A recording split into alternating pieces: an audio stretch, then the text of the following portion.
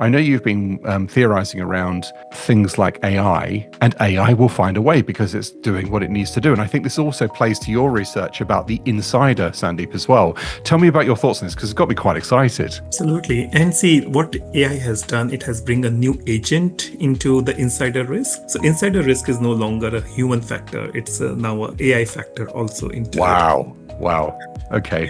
And the way I can probably elaborate on that is most of the organizations are on the journey of deploying some sort of AI because there is a ask by business leaders for their productivity. And what they don't recognize is with implementation of AI, they are putting the tool which can crawl across their whole digital ecosystem. Now, of course, there are some smart ways where we can restrict the access only to the corporate ecosystem and say that you should not go outside, you should not take data outside. But what most of the organizations sometimes fail to recognize is the AI is crawling through entire ecosystem, which include your board papers, your financials, your customer records, your sensitive business information, which should not be shared between the departments sometimes because of what different regulatory requirement. Now, AI have no such boundaries if you don't set it. And people are smart enough.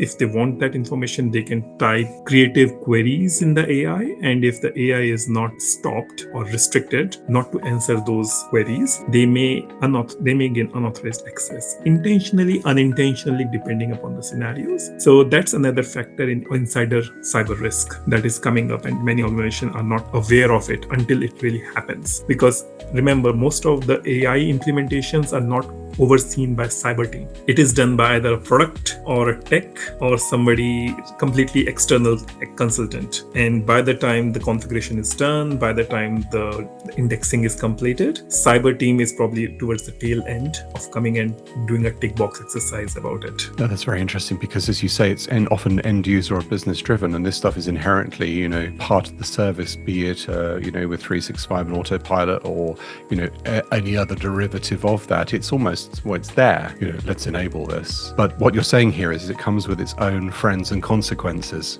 And suddenly now a control, let's say an information control from, let's say, information silo A to info silo B, now unbeknown to the user base that there is connectivity and there's no malicious activity, but suddenly AI can go and see silo B and index it and make meaning of it and haul it back. You also bring back something really powerful here, Sandeep, as well, which we've all seen, which is the AI assistants for personal.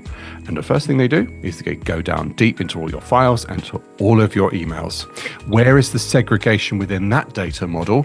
Because often there aren't, unless people are using, protective marking and so on and so forth.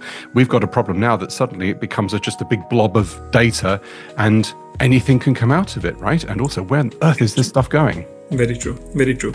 And see, there is a huge assumptions made by the business leaders in this case that all the security controls are perfect. All the role-based access is properly designed. All the digital information is identified and tagged in the right manner, which often is not the case. So, and no EDR is going to prevent this. Absolutely none, because it's human-driven, and it's relying on end user to first understand the classification scheme. Second, be proactive in putting the right labels on it. And third, monitoring that the labels are consistently applied and maintained throughout the life cycle, which honestly, people don't have enough bandwidth or motivation to do that. And what do they do in the absence of that bandwidth and motivation? They take everything as sensitive, confidential and such, don't they? Exactly.